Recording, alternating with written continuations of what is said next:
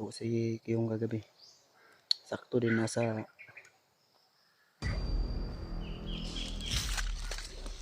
may ipon. Kakaibang ipon to, tol. Baka ito na yung sinasabi nilang monitor.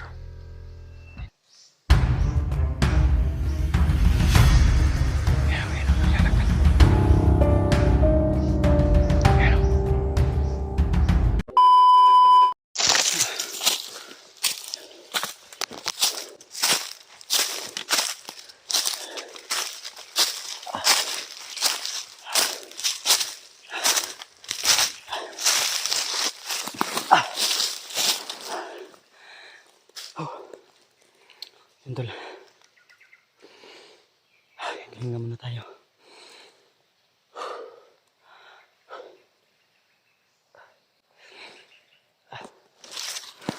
Napaka tarik ng binagbay natin, tol. Nasa tuktok tayo na ngayon ng bundok. Yan po yung baba.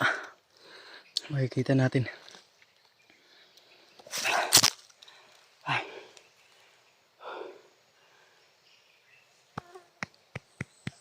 Sumisikip yung dibdib natin, tol.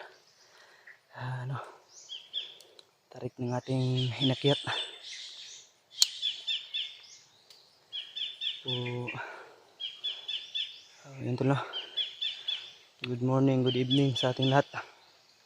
Binabati ko po kayong lahat ng isang mapagpalang araw, mapagpalang gabi, mapagpalang umaga. Kung anong oras niyo po dito mapanood ng aking video, tol, huwag niyong kalimutan paki-like, share, subscribe, tol, at hit the notification bell para lagi po kayong mangunguna pag meron tayong bagong upload na video. So, yun nga, tol. Ngayon tayo ay mag-isa lang dahil si Brad Ramon ay nagpunta ng tindahan. O kanina lang pong madaling araw si Ramon pumunta ng tindahan para bumili ng ano natin, yung mga food supplies. Kailangan naming food supplies kasi ubos na yung food supplies natin. O nabalitaan natin, tol, o nakita natin, contact natin din yung mga kaibigan natin, sila yung may kasama si Kyung na mag-rescue na dito sa amin para mapadali yung mission natin, dahil ngayon kailangan ng tulong ni Justin kasi medyo bumabalik na yung alaala niya, tol. Pero hindi ko pa siya makakausap ng matino sa chat, sa message, dahil may kumukontrol at bumabagabag pa rin sa kanya. Pero ingat pa rin tayo, o kailangan pa rin mag-ingat kay Justin dahil kontrolado po siya ng masamang elemento, o masama po yung kumukontrol pa sa kanya at hindi pa natin nagagamot. Kailangan natin mag-ingat. So kinontak natin siya kagabi. Yung pagka-deliver ng message niya, tol, is parang hindi mo maintindihan, na parang galit, na parang parang humihingi ng tulong. Yun po yung mood ni Justin pag kami sa message, contact ako sa kanya. O kailangan pa rin natin mag-ingat. Ang ibig sabihin nun, dapat tayong mag-ingat, at lalo na kung makaharap na po natin siya. So si Brad Ramon ay babalik at hindi na ako ng location. Sabi na ako ng location na kung saan kami magkikita. Tandang-tanda naman ni Brad Ramon yun kasi sana yun sa bundok kung saan yung binigay ko na location. Hindi na lang natin ipapaalam kung saan na location yun, kung anong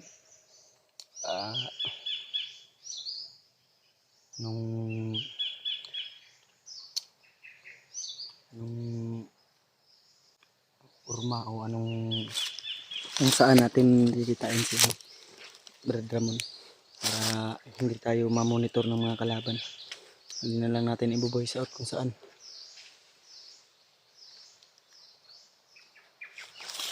So nakita natin sa upload ni Nila Kyung ay papunta na po sila dito ngayon sa location natin. Nag-contact din kami kagabi, nag-usap-usap kami na by sa tawag. Tumawag po si Kyung kagabi, sakto din nasa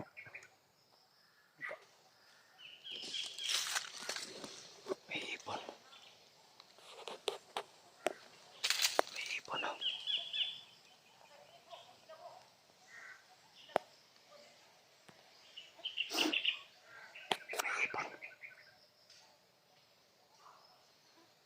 May dumapo na ipon. Pero parang uwak ata to. Kakaibang ipon to, tol. Baka ito na yung sinasabi nilang monitor. Ayun o. Ayun sa taas ng kahoy. Ayun, lumiman. Parang monitor yun ng mga kalaban.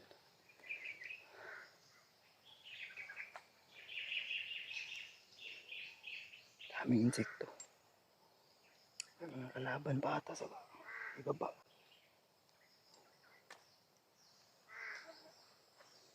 Ayuwak.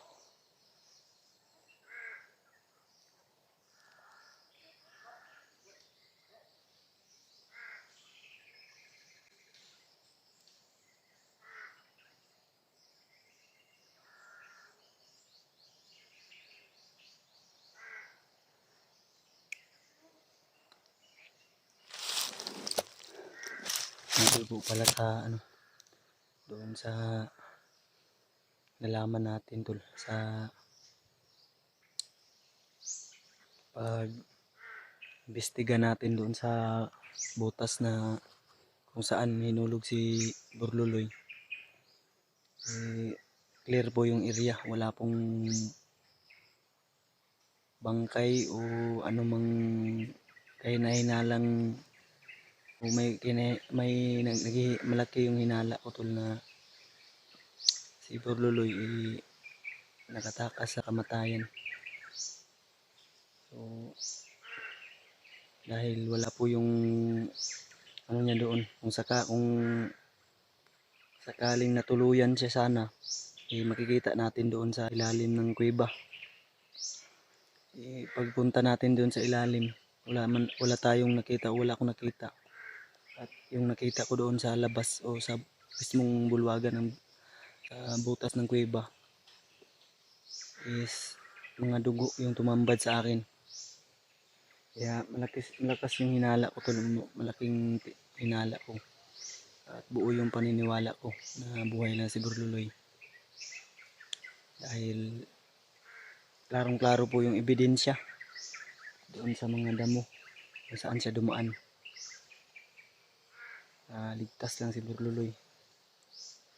So actually hindi nga siya ligtas dahil nasa critical siya na kalagayan. Sinisigurado ko po yan dahil sa rami ng dugo na nakita natin na parang isinuka ni Burluloy. Ngayon sa palagay ko naghihingalo si Burluloy, kaya kailangan naming bilisan. At mismong pagdating ni Brad Ramon dito, at kikilos na kami agad dahil baka matuluyan pa si Burluloy, kaya kailangan nating madaliin. Isa lang po din pakiusap ko sa inyo, tol. Hinihingi kong pabor na huwag niyo pong kalimutan, tol, ipagdasal niyo po kami. Bawat isang taimtim nyo na dasal ay malaking tulong na po yun sa amin. Siyempre kami ako bago lumakad hindi ko rin po nakakalimutan na magdasal. Sana ay magtagumpay yung mission natin namin. At yung kapatid ko, tol, isama nyo na rin po na sana ay gagaling na siya. Hindi pa bago pa ako mag ah, kaarawan, bago pa yung kaarawan ko, dahil malapit na po yung kaarawan natin tol. Uno na bukas sa ano yung kaarawan ko. Yung birthday ko po is August 5. So, bago ng kaarawan ko, kailangan natin agad ma-accomplish yung mission natin. Mauligtas ko yung kapatid ko, si Burluloy. Saka saka na yung iba kung hindi man naabutin. So, isa lang po yung ipapangako ko sa inyong tol. Magtatagumpay po tayo sa misyong ito at kasama ko po kayo. Yan yung bawat isang dasal na pakikiramay. At unang-una sa lahat, nagpapasalamat ako sa mga diehard at solid supporters natin at mga commentators na rin. Malaking pasalamat ko po sa inyo dahil kayo po ang dahilan kung bakit tayo gumagawa ng video, bakit kami gumagawa ng video, dahil po sa inyo. Appreciate ko po lahat yung mga comment ninyo at mga like and share. At unang-una sa lahat, yung mga bagong subscriber natin, nagpapasalamat po ako ng taos puso sa inyong lahat na bagong subscriber natin. Almost to 20k, 22,000 subscriber na po tayo. Salamat po. At sana po ay sa mga hindi pa nakasubscribe ng mga nanonood ng video natin dyan, mga silent viewers, hinihingi ko po yung isang subscribe lang po sa aking channel. Malaking tulong na po yun sa akin dahil dito tayo kumukuha ng income sa ating pag-YouTube. Maraming salamat po sa lahat. Hindi po ako magsasawa na pasalamatan kayo dahil kayo po yung dahilan na bakit kami gumagawa ng video. Maraming salamat po sa ating lahat. Ito lang po yung tatandaan ninyo tol, na mahal ko po kayong lahat. So, ngayon ay proceed tayo doon sa napagkasunduan na location namin ni Brad Ramon para doon kami magkita-kita. So, kita-kits na lang doon tol.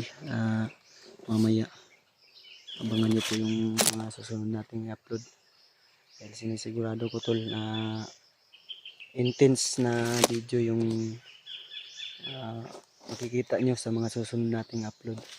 Kaya abang-abang po tayo sa mga nag-aabang ng video yan. Hold on tight lang po. Parang abangan nyo na lang po yung mga susunod nating i-upload na video. So, naparami na yung usapan natin. Kailangan natin magpatuloy. So, sobrang tarik ng kilalagyan natin ngayon tol. Makikita natin na napakalayo pa ng patag na sa babaan. Marami tayong kalaban dito, pati mga insekto, mga ahas. Saka mga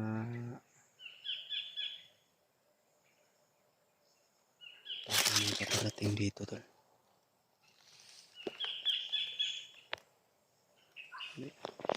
May nararamdaman akong parating dito.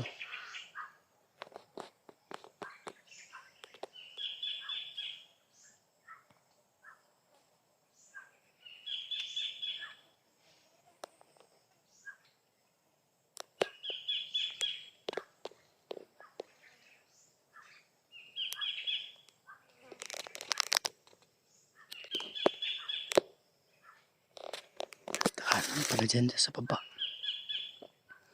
May daanan. May mga busis doon.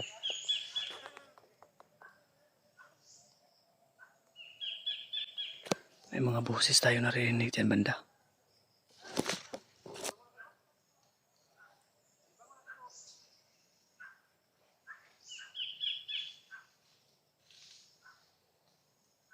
May kalaban tol. Punta dito.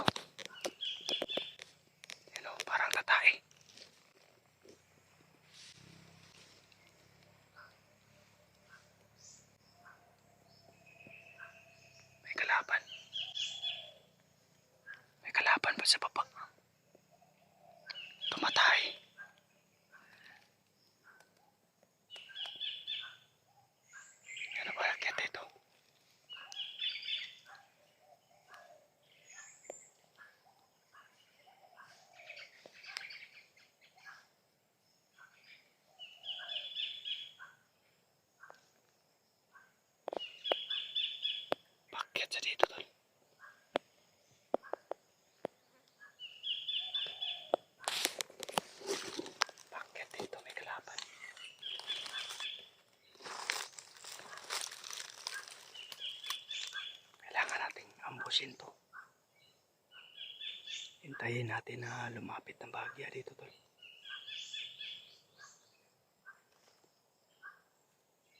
Sige.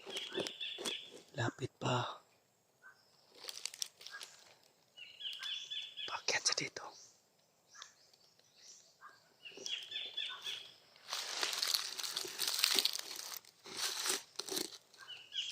Yan o, parang gumagapang. Nasa ibaba.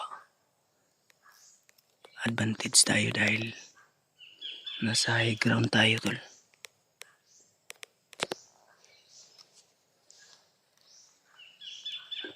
Sige, lumapit ka. Pas ka ngayon. Andyan banda, tol.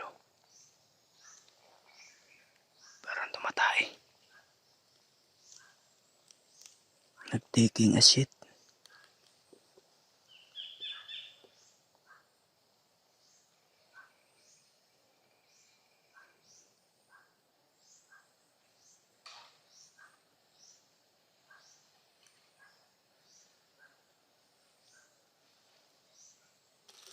Yan o, parang may mga footstep.